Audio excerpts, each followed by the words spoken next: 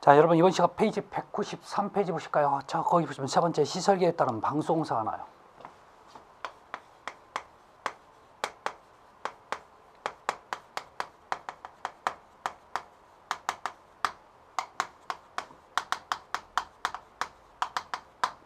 자, 여기 보시면 여러분 기본적으로 첫 번째 지하실 방수가 나와요. 자, 이 얘기는 여러분 지하실에 방수를 하겠다는 얘기예요. 자, 그러면 지하실에 방수하는 공법은 두 가지로 구분이 돼요. 하나는 안에다 하는 안방수 있고 바깥에 하는 바깥방수가 있어요. 자, 그래서 먼저 나오는 게 여러분 안방수가 먼저 나오죠. 자, 이것은 그림으로 설명하는 게 좀 빠르고 여러분들도 뭐 굳이 외우실 필요는 없을 것 같아요. 자, 그래서 자, 그림으로 여러분 학습하시는 게 좋을 것 같습니다. 자, 보실까요? 지혜 있어요. 자, 외부 벽체가 있습니다. 자, 그러면 안방수는 건물 요 한쪽 있죠? 요 한쪽. 요 안쪽에다 방수를 하는 게 여러분 안방수가 돼요. 자, 그럼 안방수가 있다는 얘기는 바깥방수도 있다는 얘기죠. 그래서 우리 뒷페이지 보시면 자, 우리 또 바깥방수에 관련된 얘기가 또 나오고 있어요. 그러면 자, 바깥방수 또는 외방수라고도 표현하는데 같은 얘기입니다.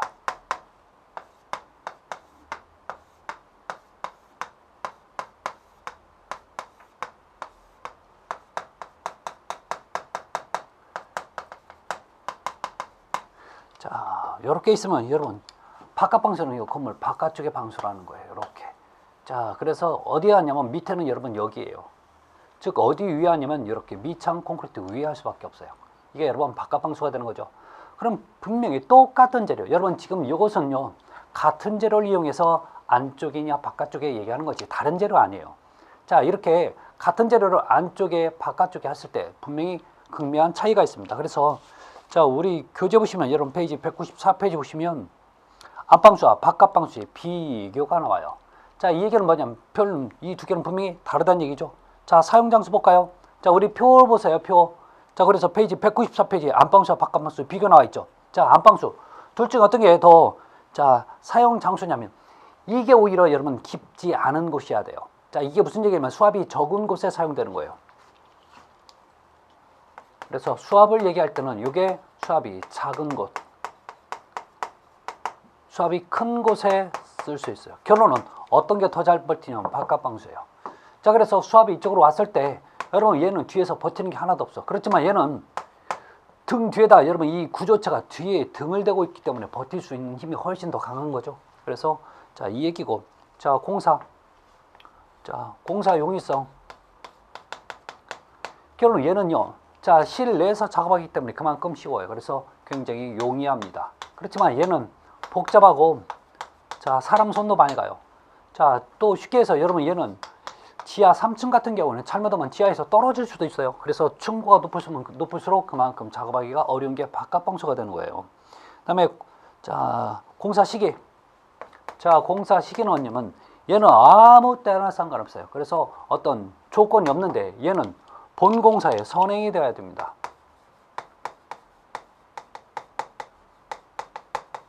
먼저 진행해야 된다고요. 이 얘기는 무슨 얘기냐면 너 바닥 공사를 할 때 요 기초판을 작업을 하기 전에 완성이 되어야 된다는 얘기예요. 만약에 저 공사를 진행을 해야 되는데 요 기초 이걸 해야 되는데 여기가 완성이 안 됐으면 작업을 못 하겠다는 얘기예요. 아셨죠? 네. 다음에 자, 공사비. 결론적으로 얘가 비싸요. 다음에 내수압 처리. 어떤 게 조합에 잘 견뎌요? 바깥방수가. 자, 보온누름. 여러분 보온누름은 결론적으로 이 방수청을 보호한다는 얘기예요. 그런데 보실래요? 결론 그러니까 방수청을 훼손한 건 사람이 다른 물질이 아니에요. 자, 그래서 얘는 사람 때문에 훼손이 될 수 있죠. 그래서 보호 누름이 필요합니다. 그렇지만 얘는요 꼭 필요 없는 거죠. 그다음에 자, 보수. 얘는 여러분 지금 내가 보수가 가능하지만 얘는 절대 보수가 불가능한 게 바로 안방수와 바깥방수 비교입니다. 그래서 여러분 이 정도는 좀 정리 좀 하시면 좋겠어요. 자, 그래서 이제 저는 넘어갑니다. 어디로요? 페이지 204페이지 보시면 7장 수장 창호 유리공사.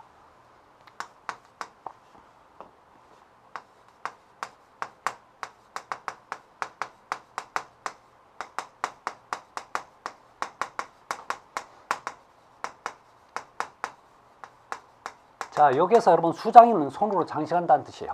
대표적으로 수장 공사에서 가장 많이 나오는 거는 여러분 천장 마무리하고 벽을 마무리하고 그 다음에 바닥을 마무리하는 일들이에요. 그 다음에 창호는 말 그대로 창이나 문을 얘기하는 거죠. 결론은 그 창이나 문 같은데 뭘 끼워요? 유리를 끼우는 거죠. 자, 그 목적으로 쓰는 게 여러분 이런 개념들이에요. 자, 그래서 대부분 이 수장창호 유리공사는 시방세 관련 얘기가 좀 많이 나오니까 자, 이걸 위주로 여러분 정리를 하시면 됩니다. 그래서 사실 자, 우리 수장공사에서는 특별한 얘기는 없어요. 자, 여기서 우리가 한번 봐야 될 게 뭐냐면 205페이지 보시면 페이지 205페이지 보실래요? 자, 205페이지 보시면 여러분 거기 네 번째 고막이 나와요. 자, 그래서 여러분 얘는요 과거에 벽돌로 쌓기 위해서 이렇게 기초가 올라와요. 여기서부터 지금 벽돌을 쌓아 올라갈 거예요. 벽돌을. 자, 이렇게 벽돌을 쌓아 올라갈 때 이 부분이 이 벽돌 부분이 요 부분보다 좀 더 튀어나와. 그래서 이 부분을 미장을 이렇게 하거든요. 결론적으로 그래서 나중에 이렇게 되는 요 부분 있죠. 이 부분을 여러분 지금 고막이라고 얘기하는 거예요. 그 다음에 다섯 번째 코페나겐 리브.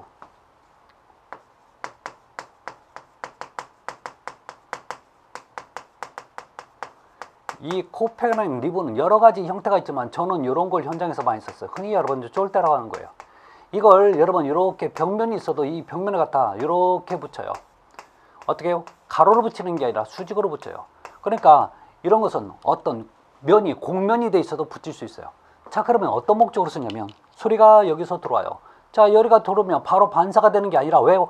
이 면이 여러분 경사가 됐으니까 이렇게 꺾어져서 결론은 이 얘기는 무슨 얘기냐면 이 소리에 반사가 안 생겨요. 소리 울림을 방지하는 울림 방지 목적으로 사용돼요. 자, 그래서 다른 말로 잔향 제거하는 목적이 되는 거죠. 그래서 얘는 소리를 빨아먹는 흡음재가 돼요. 그래서 절대 울림이 생기면 안 되는 자, 여러분 방송국이라든지 극장 뭐 교회 같은데 강당 이런 데 사용되는 재료가 바로 이 코페나겐 리브입니다. 자, 그런데 하나만 바닥에는 절대 쓸 수 없어요. 바닥 사용 금지가 돼요. 왜? 이거 깔아놓으면 채로 걸어나 다니겠냐고요. 그래서 안 되는 거죠. 그래서 그런 목적으로 사용되고 그 다음에 우리가 봐야 될 게 페이지 206페이지 보시면 이제 뭐가 나오냐면 자, 우리 차음과 방음에 관련된 얘기가 좀 나오는데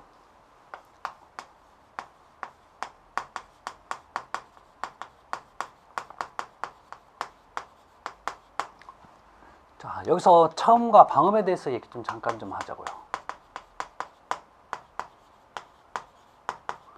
자, 어떤 소리 에너지가 있어요. 이 소리 에너지가 있으면 이 차음은 절대 투과돼서는 안 됩니다. 그래서 투과 금지.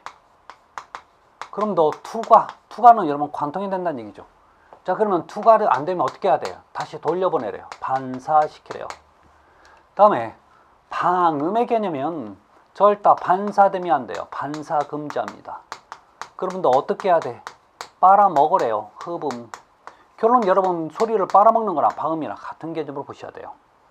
다음에 자, 그러면 이 표면은 어떤 표면으로 이루어져 있냐면 차음제는요 절대 울퉁불퉁해서는 안 됩니다. 그래서 얘는 표면이 매끄럽고 평평하게 돼 있어요. 그 다음에 방음재료는 기본적으로 거칠고 울퉁불퉁한 성질을 가지고 있어요. 자, 그러면 대표적인 재료들이 있습니다. 재료들을 보면 차음 재료를 보면 대표적인 게 유리, 철판, 미장면, 가공된 돌판 같은 거, 그 다음에 콘크리트 면 같은 거, 타일 이런 것들이 여러분 지금 차음 재료예요. 그럼 방음 재료는 가장 대표적인 방금 우리가 배웠던 코페나겐 리브,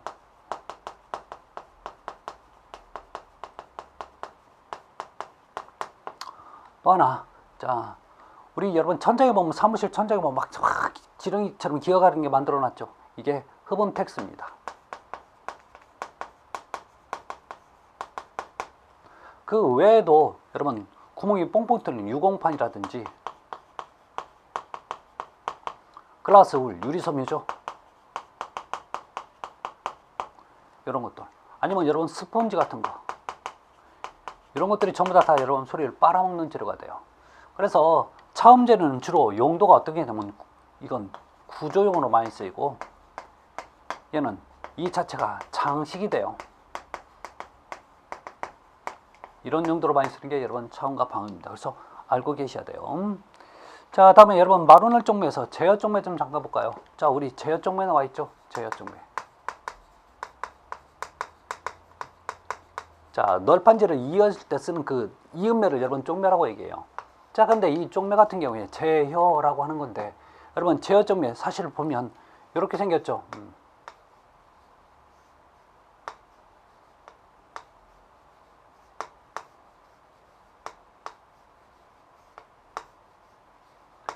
자, 결론은 이렇게 생긴 이유가 뭐냐면 이건 여러분 옛날에 교실 마루 바닥이 이렇게 돼 있었다고요. 자, 얘는 못을 이렇게 쳐요. 못을 이렇게 치기 때문에 이 부분 때문에 이 못이 솟아오르지 못하는 거죠. 결론은 제어 쪽면에서는 가장 큰 이유는 못이 솟아오르지 못해서 우리 교재에 나와 있죠. 네. 자, 그래서 그 얘기 좀 여러분 보시면 돼요. 천장은 큰 의미 없습니다 요즘. 자, 그런데 여러분 이게 나와요. 반자가 나오죠. 여러분 반자라고 하는 결론은 천장을 만들기 위한 뼈대가 반자가 되는 거예요. 그 정도만 좀 보시면 더 좋겠어요. 그 다음에 우리 교재 페이지 209페이지 보시면 네 번째 도배공사가 나와요. 자, 도배. 여러분 도배도 수장공사에 들어갑니다. 그래서 자, 이 도배공사인데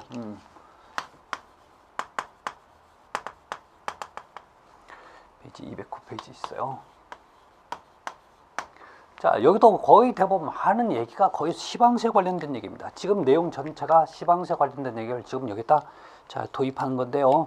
자, 여러분 두 번째 풀 및 접착제에서 자, 두 번째 접착제입니다. 자, 여기에 관련된 내용이 있으니까 한번 볼까요? 1번 종이 첨부침용 풀은 홍사 시방세에 정한 바가 없을 때는 자, 밀가루 풀 또는 쌀가루 풀. 결론 이 풀은 가장 좋은 게 뭐냐면 밀가루나 또는 쌀가루로 만들어진 풀을 쓰라는 얘기죠. 이게 조건입니다. 자, 두 번째 풀은 되풀러한 다음에 자, 적당한 물을 섞어서 물기를 조절해야 된다. 자, 중요한 얘기는 두 번째 얘기가 뭐예요? 자, 너는 체에 걸러 쓴다는 얘기죠.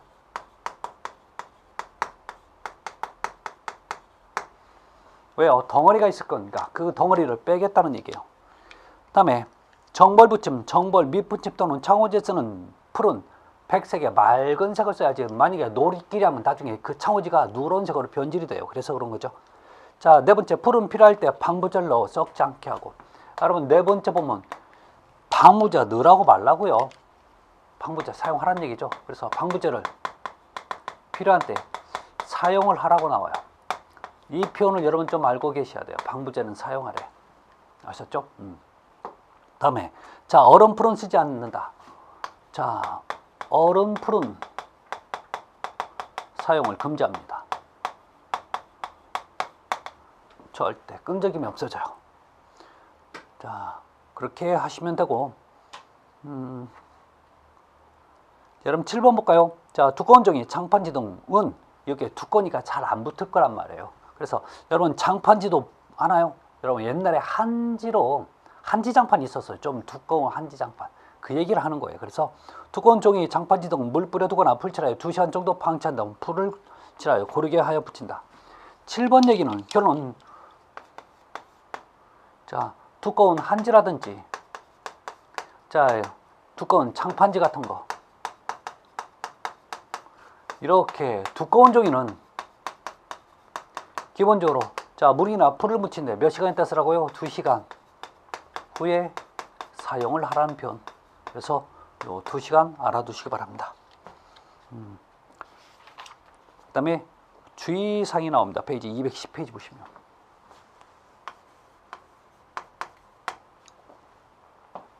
세 번째 시공시 주의사항.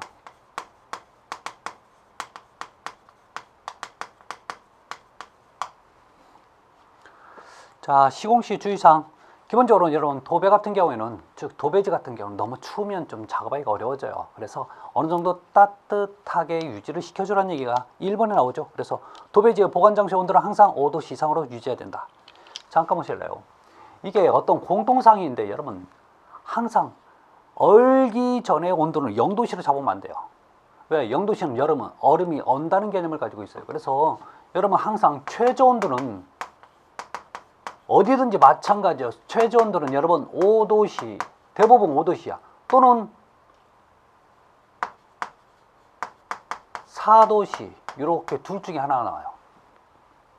아시겠죠? 자, 그래서 이런 개념이 있어요. 세 번째, 접착제를 이용하는 경우에 시공 도중 또는 접착제, 경화제는 실온이 5도 이하가 될 경우는 난방등의 장치를 준비한다. 결론은 5도씨가 최저 온도인데 그 밑으로 떨어질 때는 어니까 온도를 올려주라는 얘기죠. 결론은 항상 온도가 5도씨 아니면 4도씨 둘 중에 하나입니다. 혹시 5도씨짜리를 4도씨로 바꿨다고 해서 틀렸다고 하지 마세요. 거기서 거기에요. 자, 그렇게 바꾸지는 못할 겁니다. 5도씨를 4도씨로 바꾸지는 못한다니까요. 자, 그래서 그런 얘기를 좀 하시면 되고, 자, 뭐 특별한 얘기는 없습니다. 그래서 한번 읽어보시면 큰 문제는 없을 겁니다. 자, 그래서 여러분 계단이 나오는데 여러분 계단은 보실 필요가 없어요. 아셨죠? 계단은 보시지 마십시오. 자, 저는 옆에 212페이지 보면 제2절 창호공사 넘어가요. 시방시에 나온 얘기들은 특별히 설명할 얘기가 그렇게 좀 특별히 많이 있지는 않아요. 사실 오히려 보면 시방시 쪽이 훨씬 더 쉽다고 볼 수 있어요. 한 번만 공부가 제대로 되면요. 자, 그렇지만 기본적인 공부 안 된 상태에서 시방시를 먼저 하면 큰일 납니다. 그래서 212페이지 갑니다. 212페이지 보면 제2절 창호공사 나와요.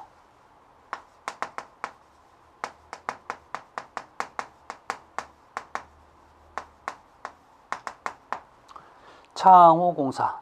자, 이 창호공사에서 가장 여러분들이 강과에서는 안 되면서 가장 사실 여러분들이 헷갈려 하는 게 바로 뭐냐면, 여러분 1번에 보면 개폐 방법에 의한 분류해서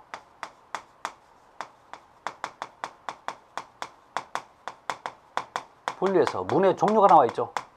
자, 가장 여러분들 헷갈리는 게 뭐냐면 여다지, 미다지, 여다지, 미세기, 미다지. 요거 구분 못해요. 제가 이제까지 강의 10년이 넘게 강의를 해왔지만 제대로 요거 3개 구분하신 분 한 분도 못 봤어요. 참 희한해요. 결론 이걸 구분 못하니까 나중에 전부 다 외울 수밖에 없는 문제점이 생겨요. 자, 그래서 먼저 여러분 1번 여다지부터 볼까요? 여다지. 자, 우리 사진을 보면 여러분 지금 여다지 어떤 형태예요? 저렇게. 여러분 지금 어디 가면 있어요? 여러분 되게 방문. 그래서 여다지는 도면에 표시 기호로, 도시 기호로 이렇게 되는 거죠. 이게 바로 여다지예요. 자, 이 여다지는 열리는 뒷공간이 필요해요. 아셨죠? 두 번째, 미세기입니다. 자, 이 미세기는 표준어가 미세기가 돼요. 그래서 미서기가 아니야. 미세기입니다. 자, 그러면 미세기는 주로 창에 많이 설치하는데, 자, 이렇게 한번 볼까요? 이렇게 있을 때 이렇게 가는 거죠. 이게 도면의 표시기호 이렇게 합니다. 그럼 얘는 열면 반밖에 안 열려요. 여러분 되게 창문 형태가 대부분 요 미세기 형태가 많습니다. 자, 세 번째, 미다지. 자, 그러면 이 미다지는 자, 이렇게 있으면 이렇게 가요. 그래서 열리면 이쪽으로 열려요. 그래서 이게 혹시 포켓이 있을 수도 있고 없을 수도 있어요. 없는 것도 있고 있는 것도 있어. 그럼 미다지는 어디서 많이 볼 수 있냐면 여러분 승가기문 또는요 지하철 또는 이런 데 사용되는 문이 여러분 미다지예요. 아셨죠? 자, 그러면 미다지 이렇게 사용되는 이런 부분을 보면 얘는 열리면 전체 공간이 다 열려요. 자, 그러면서 안에 있는 사람, 밖에 있는 사람이 빠른 시간 내에 왔다 갔다 할 때 쓰는 게 바로 미다지 형태의 문이죠. 아셨죠? 네. 이것 좀 제발 좀 구분 좀 잘 하셔야 돼요. 자, 다음에 나오는 게 하나 더 갑니다. 여러분, 자재문. 자재문에 관련된 얘기인데, 이 자재문은 여러분 사진 보니까 저게 뭐예요? 우리 집 현관인데 맞아요. 자, 그런데 얘는요. 자, 열리면 여러분 얘는 이런 식으로 열리는 거죠. 자, 이것은 내가 밀고 싶어서 밀고 들어갈 수 있고요. 아니면 잡아당겨서 들어갈 수 있는 그런 형태 문이에요. 자, 한 짝일 수도 있고 이렇게 두 짝 문일 수도 있어요. 그래서 이렇게 할 때는 쌍자재문 또는 하나만 있으면 외자재문 이렇게 표현도 하죠. 자, 뭐 큰 의미는 없으니까. 자, 그러면 여기서 자재란 표현을 많이 들어보셨지 못했다고 분명히 얘기하실 것 같은데 아니에요. 여러분 이런 표현 많이 들어보셨죠? 자유자재. 무슨 뜻이에요? 마음대로 이 뜻이잖아요. 그래서 여러분 자재문이란 마음대로라는 뜻이에요. 그 다음에 여러분 보시면 이제 5번에 회전창은 아실 거고 6번째 오르내리기창. 여러분 오르내리기창 위아래로 올려요. 그런데요. 이게 오르내리기창이 많이 못 보신 것 같아도 사실은 많이 보셨어. 왜? 여러분 미세기문 있죠? 이 미세기를 세워보세요. 오르내리기창이 되지. 미세기 세우면 오르내리기창이 돼요. 그래서 여러분 오르내리기창이 뭐 많이 안 봤다고 생각하지 마세요. 눕히면 오르내리기창을 눕히면 미세기가 되는 겁니다. 다음에 전문접이문. 여러분 저 전문접이문 사진을 보시면 우리 교재 페이지 213페이지에 있어요. 자, 거기 보시면 전문접이문이 있는데 이 문이 여러분이 생각하는 분명히 그 문이 아니야. 저는 여러분들이 지금 무슨 문인지 알고 있어요. 대부분 보면 왜 식당 같은 데 보면 우리 테이블하고 옆에 테이블을 이렇게 막아주는 여러분이 알고 있는 자바라문이 아니에요. 여러분 이 자바라문하고 이거하고는 달라요.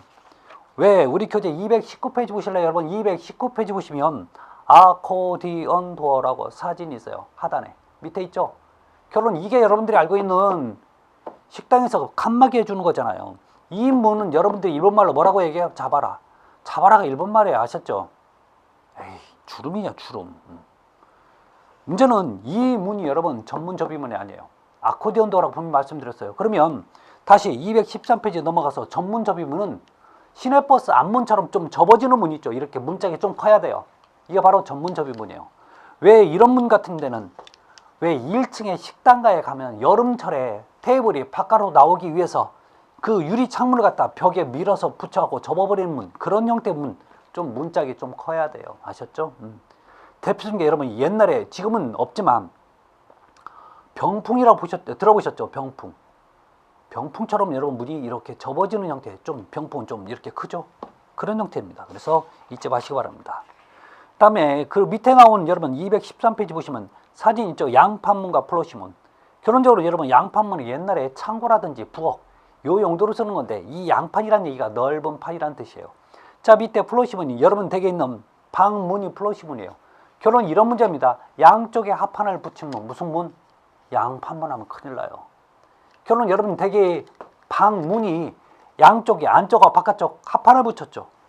그렇잖아. 이게 그래서 무슨 문이에요? 양판문이랑 안 된다니까요. 플러시문이에요. 그래서 이 표현만 여러분 보시면 됩니다. 다음에 페이지 215페이지 보시면 215페이지 보실래요? 자, 215페이지 보시면 5번째 풍소란이 나와요. 풍소란.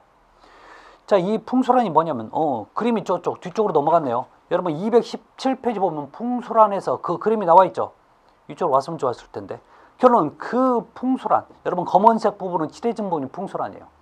자, 풍소란 쓰는 목적은 여러분 딱 한 가지예요. 바람이 못 들어오게 하기 위해서. 즉 문풍지 역할을 한다는 얘기죠. 그래서 풍소란이 뭐냐고 물어보면 방풍 목적으로 쓰는 문틈을 메꿔주는 거야 라고 얘기를 해주시면 돼요.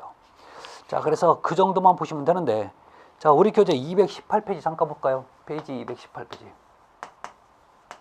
왜 이렇게 빨리 가냐고요? 여러분 할 것만 하자는 거예요 지금. 자, 거기 보시면 여러분 멀리온이 나와요. 자, 멀리온 사진 있죠? 멀리온. 이 멀리온은 여러분 보강대예요. 무슨 얘기냐면 제가 크게 통유리로 끼우기 위해서 여기 샤시트를 갖다가 해놨어. 근데요 유리가 너무 커서 이걸로는 못 버틴대. 그래서 중간은 이렇게 보강대로 되는 거죠. 이 보강대를 여러분 뭐라고 얘기한다고요? 멀리온. 그래서 우리 그림에 여러분 지금 네모진 이렇게 보실래요? 자, 이렇게 돼 있으면서 유리가 이렇게 가고 있죠. 결론 요 부분 있죠? 요 부분 이렇게 된 게 바로 지금 멀리온이에요. 보강대라고요. 아셨죠? 그래서 거기 보시면 여러분 멀리온은 사무실 등의 건물에서 창면적이 클 때 스틸 반마로 약함으로 이것을 보강하기 위해 중공형, 여러분 중공형이라고 나옵니다. 중공, 가운데 중자, 가운데가 비어있는 형태, 이게 바로 여러분 뭐예요? 중공형. 즉 요거 이렇게 다 만들 수밖에 없어요. 그 다음에 나오는 게 여러분 알루미늄 셋이에요. 자, 우리 알루미늄 셋시에는 조금 여러분 정리하실 필요는 좀 있습니다. 자, 그래서 218페이지입니다. 자, 거기 보시면 네 번째 알루미늄 사시.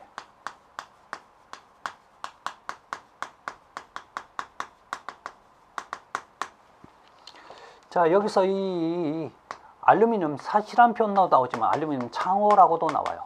우리가 원하는 것은 이 알루미늄의 특징에 대해서 얘기하는 거지 뒤에가 중요한 건 아닙니다.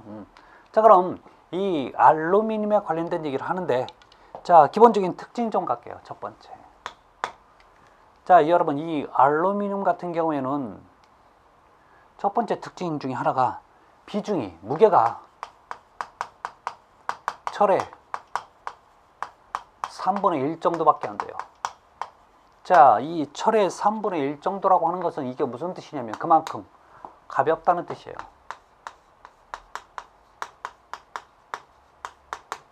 자, 이렇게 가벼워서 좋은 게 뭐냐면 여러분, 여닫음 경쾌해져요. 왔다 갔다 잘 움직인다고요. 또, 자, 가벼워서 좋은 거 뭐냐면 공작이, 만들기가 자, 쉬워요. 또 하나, 자, 가벼우니까 여러분 바람도 잘 안 돌아. 제대로 만들어 놓다 보니까. 그래서 자, 기밀성이 좋다라는 얘기죠. 자, 그렇지만 또 가벼워서 문제점이 되는 것도 있어요. 어떤 충격과 열에는 약한 특징을 가지고 있어요. 자, 이런 특징들. 자, 다음에 두 번째. 얘는 녹이 슬지 않죠?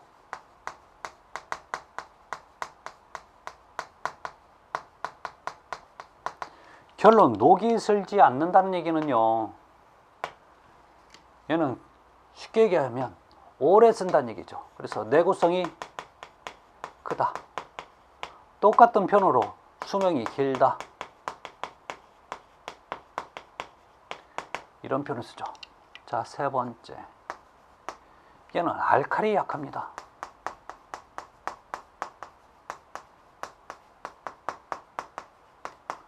자, 그래서 알칼리에 약해서 알칼리의 대표적인 성질을 가진 것들이 있어요.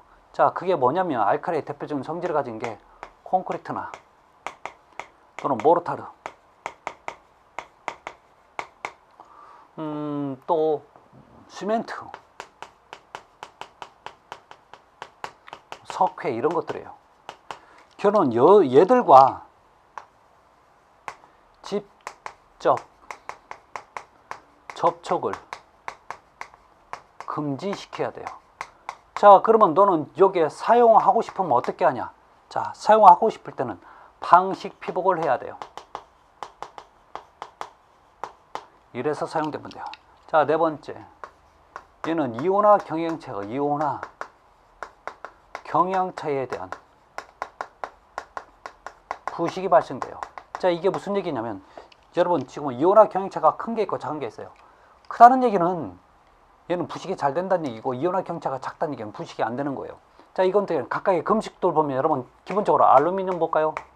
이 알루미늄이 있고, 그 다음에 철이 있고 구리가 있어요. 각각 동위원수가 달라져요. 그래서 요 두 개를 여러분 알루미늄과 철을 접촉시키잖아요. 그러면 알루미늄이 먼저 부식되고 철하고 구리하고 두 개를 붙여놓으면 철이 먼저 부식돼요. 결론은 얘가 자, 이온화 경향이 크고 여기는 이온화 경향이 작아요. 이게 그렇죠. 그래서 이온화 경향이 크다 보니까 동질의 재료를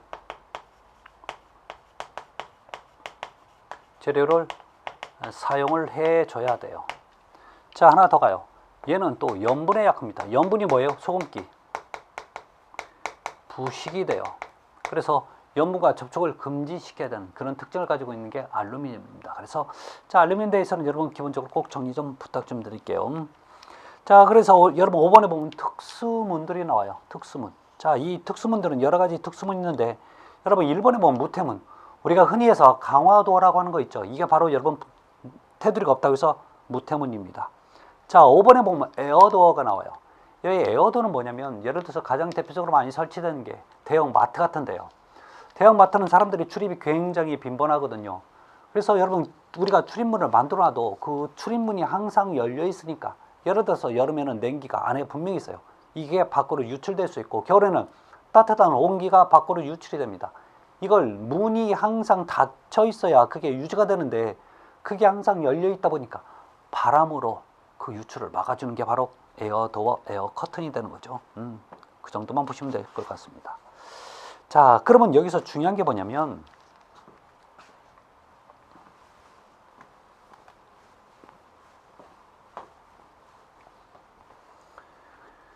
자, 우리 220페이지 보면 자, 거기 보면 두 번째 창호 철물 있어요.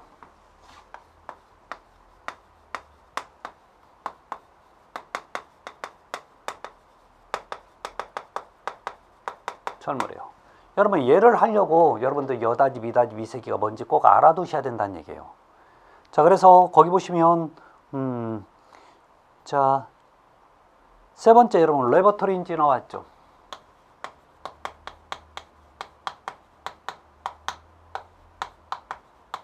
이 레버토리라는 말 뜻 자체가 여러분 공중 화장실이에요.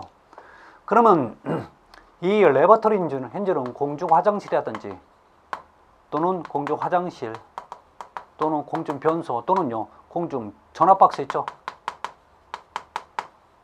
자, 여기서 사용되는데 하는 역할이 뭐냐면 10 내지 15cm 정도 열려지게 만들어지는 거예요. 문을. 왜요? 사람이 없다는 것을 표시하기 위해서 그렇게 만들어 놔요. 자, 두 번째 여러분 바닥 문 지돌이. 자, 이건 문 해석 안 해도 되는데 1번에 보면 여러분 플로인지 있어요. 플로인지. 여러분 플로어란 말 뜻 자체가 여러분 바닥이란 뜻이에요. 자, 그래서 이 플로인지는 주로 어디에 많이 쓰냐면 이렇게 여러분 강화도어라고 하는 무태문에 많이 설치를 하는데 자, 여기 보면 사실은요 박스가 묻어져 있어요. 이렇게 박스. 그래서 이것을 고정하고 있는 거죠. 얘들이 뭐예요? 여러분 플로인지예요. 자, 그러면 이 플로인지를 항상 어디에만 설치하냐 물어보면 바닥에만 설치하는 거죠. 그래서 밖에 없겠죠. 자, 하는 역할은 여러분 열려진 물을 저절로 닫히게 하는 용도로 쓰는 거죠. 그러면 너는 어떤 형태에 쓰냐라고 물어보면 자, 자재문에 사용된다고 얘기를 해줘야 되는 거죠. 자재문입니다. 아셨죠? 자, 그런데 이 자재문 말고 하나만 더 해봐 그러면 하면 여러분 여다지까지는 쓸 수가 있어요. 여다지까지는 쓸 수 있어도 기본적으로 가장 주가 되는 것은 자재문이 되는 거죠. 자, 그러면 너는 자 열려진 물을 저절로 닫히게 하는 거고 90도 이상 열면 어때요? 얘는 고정이 되는 거죠. 완전히 여러분 문을 밀어서 제껴버리면 벽 쪽에 붙이면 딱 고정이 되잖아요. 그래서 이상 열면 고정, 문이 안 움직이는 그런 특징도 갖고 있는 게 바로 플로어 힌지입니다. 다음에 두 번째 피봇 힌지. 이 피봇 힌지 같은 경우는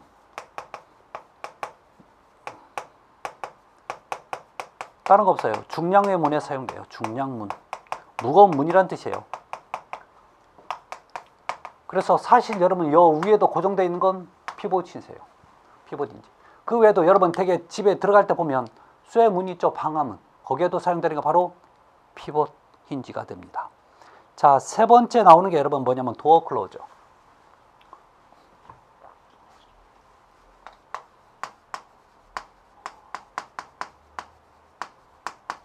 자, 이것을 다른 말로 뭐라고 하냐면 도어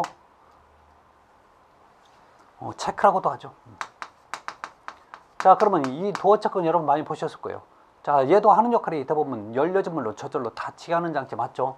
자, 그런데 주로 얘는 어디에 많이 쓰냐면 여다지에만 사용돼요. 여다지 문에만 사용이 된다고 하셨죠? 다음에 나와 있는 게 여러분 7번 도어 스톱 같은 경우 있죠. 도어 스톱. 너 여기까지만 열려라고 하는 그런 형태의 그런 용도로 쓰는 게 바로 도어 스톱이에요. 우리 교재도 나와 있죠. 도어 스톱. 자, 그래서 여러분 뒷페이지 보면 여러분 지금 도어 스톱이 나와 있어요. 그럼 자, 도어 스톱 같은 경우는 여러분 예를 들어서 미닫이라든지 미세기는 사용 못해요. 그래서 이 도어 스톱 같은 경우에는 여닫이라든지 또는 이런 자재문 같은 데는 너 더 이상 열리면 깨지거나 아니면 뭐가 파손이 되니까 딱 여기까지만 이라는 표현을 닫고 있는 거죠. 하고 있어요. 그래서 그렇게 보시면 되고, 자, 그 밑에 보면 여러분 오르내리 착용 철물에서 세 번째 크리센트가 나와요. 자, 우리 한 페이지만 넘겨보실래요? 자, 넘겨보시면 여러분 크리센트가 나와요. 자, 크리센트 뭔가 보셨죠?